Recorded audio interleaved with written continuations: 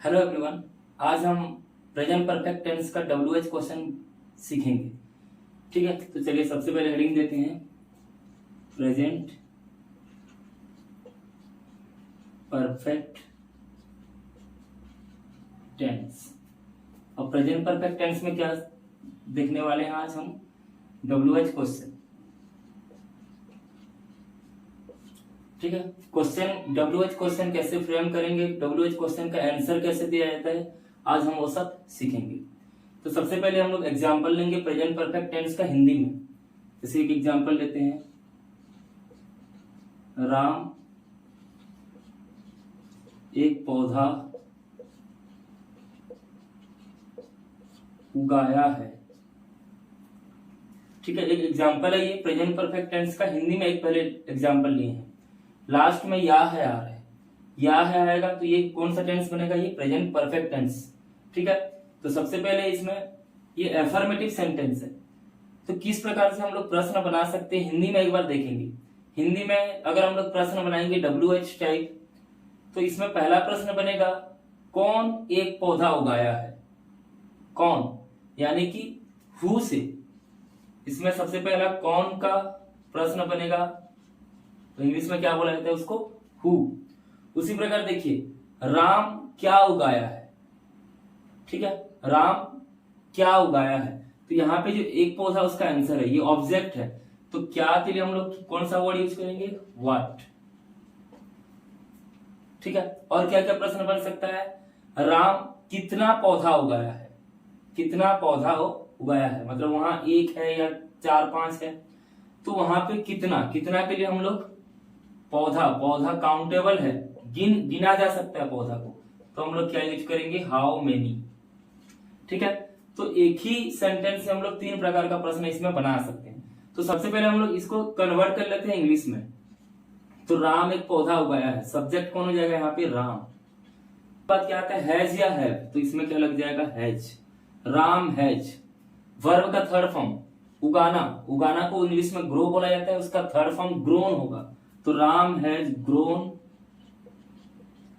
एक पौधा, तो क्या हो जाएगा, a plant. Ram has grown a plant, ये उसका अंग्रेजी में हम लोग ट्रांसलेट किए हैं। अब उसका सबसे पहले हम लोग प्रश्न बनाएंगे हु का यूज करके।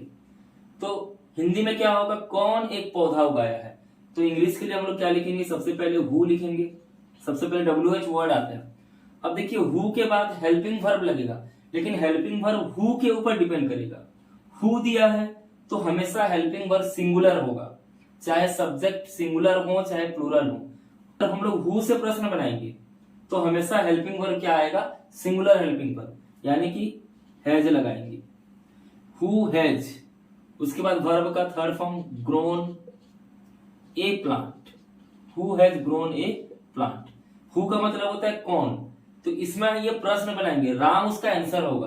आंसर अगर लिखेंगे तो क्या होगा, हु के जगह पे राम लिखना है, बाकी सब वैसे ही, Ram has grown a plant. Question जिस टेंस में रहता है आंसर भी वही टेंस में ही लिखा जाता है।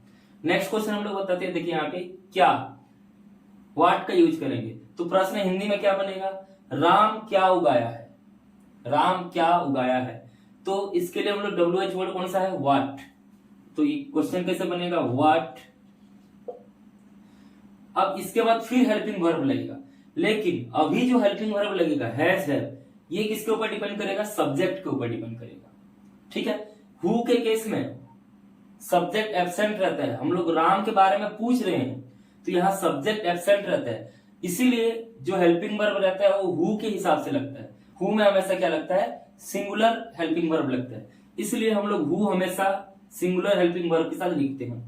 तो व्हाट, व्हाट के साथ हम लोगों को क्या लगाना पड़ेगा, हेल्पिंग वर्ब, लेकिन हेल्पिंग वर्ब किसके ऊपर डिपेंड करेगा, इस केस में राम के ऊपर। तो यहाँ पे क्या हो जाएगा, व्हाट, राम के लिए हम लोग क्या लगाते हैं, हैज। तो व्हाट हैज, उसके बाद राम, सब्जेक्ट आएगा ग्रोन, लास्ट में क्या आएगा, क्वेश्चन मार्क। यहाँ पे जो ए प्लांट है, ए प्लांट क्या हो जाएगा, उसका आंसर होगा, राम क्या उगाया है, तो आंसर में क्या हो जाएगा, ए प्लांट। तो आंसर कैसे लिखेंगे, अब देखिए व्हाट के लिए अगर हम लोग आंसर बनाएंगे, जैसे हु के केस में यहां सीधा राम लिखते थे और हैज ग्रोन ए प्लांट लिखा जाता था, क्योंकि राम सब्जेक्ट है, तो कोई भी सेंटेंस बनाएंगे तो पहले सब्जेक्ट आएगा। तो इस केस में अगर आंसर लिखेंगे तो सब्जेक्ट कौन आएगा, राम आएगा। तो पहले राम लिखेंगे, राम, उसके बाद हेल्पिंग वर्ब हैज, उसके बाद वर्ब का थर्ड फॉर्म, उसके बाद ऑब्जेक्ट आएगा और वही ऑब्जेक्ट इसका आंसर होता है। तो आंसर क्या आ जाएगा, Ram has grown a plant. इस प्रकार से बनाया जाएगा।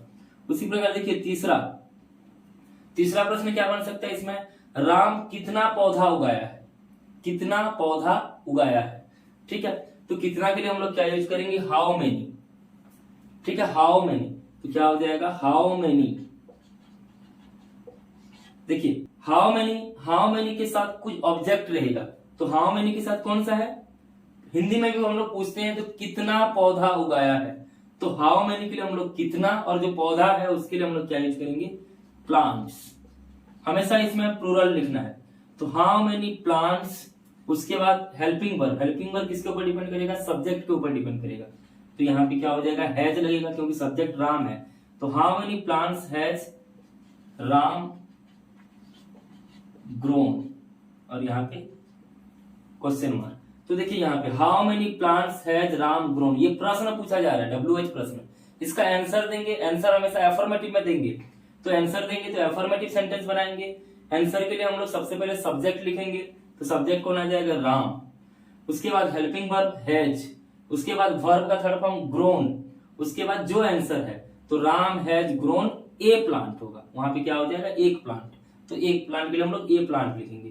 तो इसका आंसर क्या आ जाएगा, Ram has grown a plant. तो इस प्रकार से हम लोगों को क्वेश्चन भी फ्रेम करना है, आंसर भी लिखना आना चाहिए। नेक्स्ट एग्जांपल देखते हैं, वे बस से दिल्ली गए हैं। लास्ट में या है, ये है, आ रहा है, तो ये प्रेजेंट परफेक्ट टेंस बनेगा।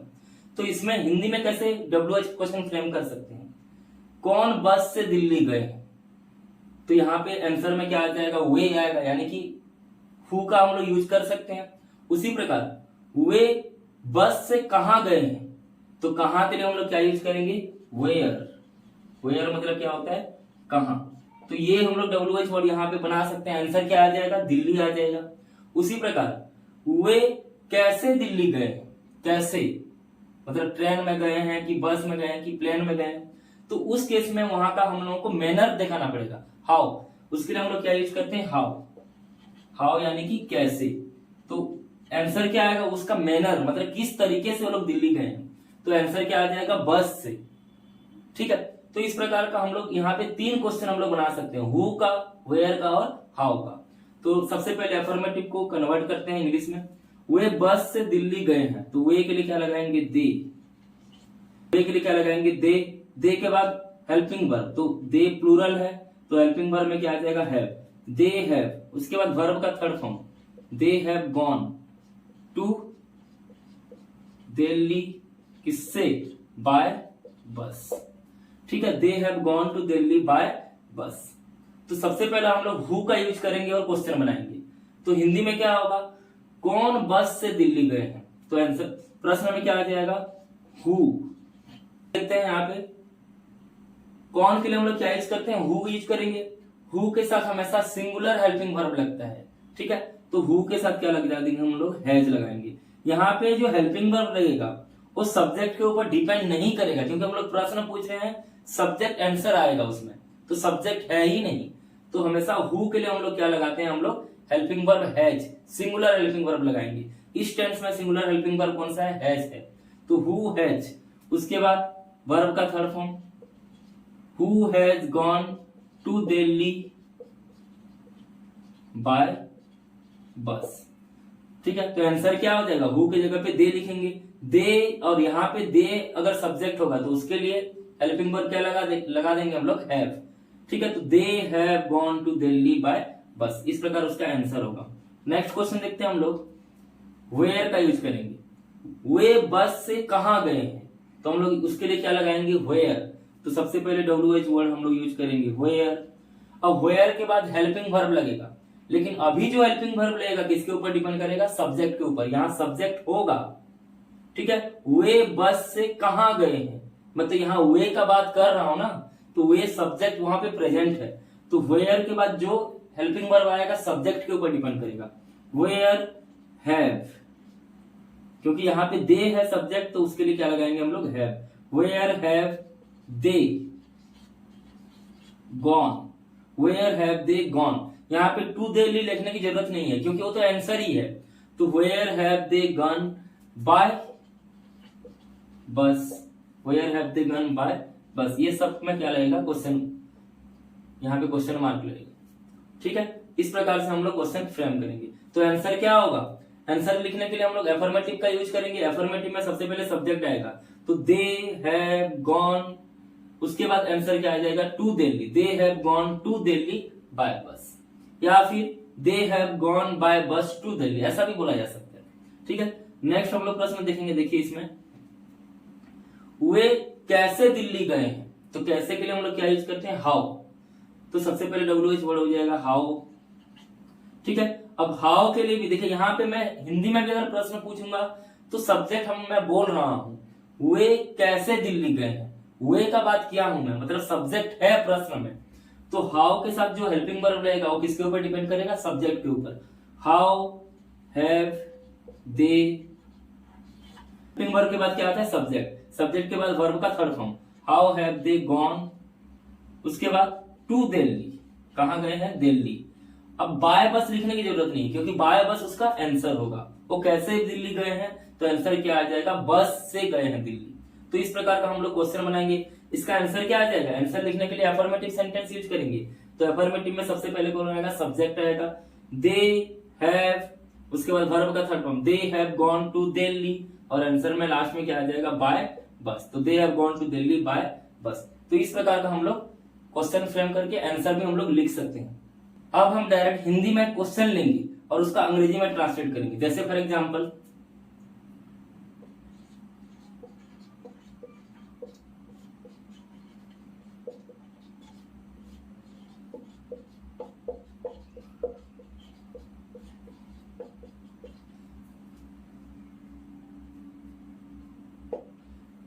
रमेश कितनी देर सोया है। ठीक है, तो यहाँ पे कितनी देर के लिए इंग्लिश में क्या बताया गया, तो ये बता चुका हूं मैं। इसके लिए हम लोग क्या यूज करते हैं, हाउ लॉन्ग। हाउ लॉन्ग, ये कितना समय या कितना देर, कितना समय तक सोया है, ऐसा बोलेंगे तो वहां पे क्या यूज करेंगे हम लोग, हाउ लॉन्ग। तो रमेश कितना देर सोया है। ठीक है, तो WH वर्ड कौन सा आ जाएगा, हाउ लॉन्ग। तो सबसे पहले क्या आ जाएगा, WH वर्ड हाउ लॉन्ग। उसके बाद हाउ लॉन्ग के बाद हेल्पिंग वर्ब, यहाँ पे हेल्पिंग वर्ब सब्जेक्ट के ऊपर डिपेंड करेगा। How long has Ramesh, has के बाद सब्जेक्ट आता है रमेश, उसके बाद वर्ब का थर्ड फॉर्म, तो स्लीप, स्लेप्ट, स्लेप्ट। तो how long has Ramesh slept. ठीक है,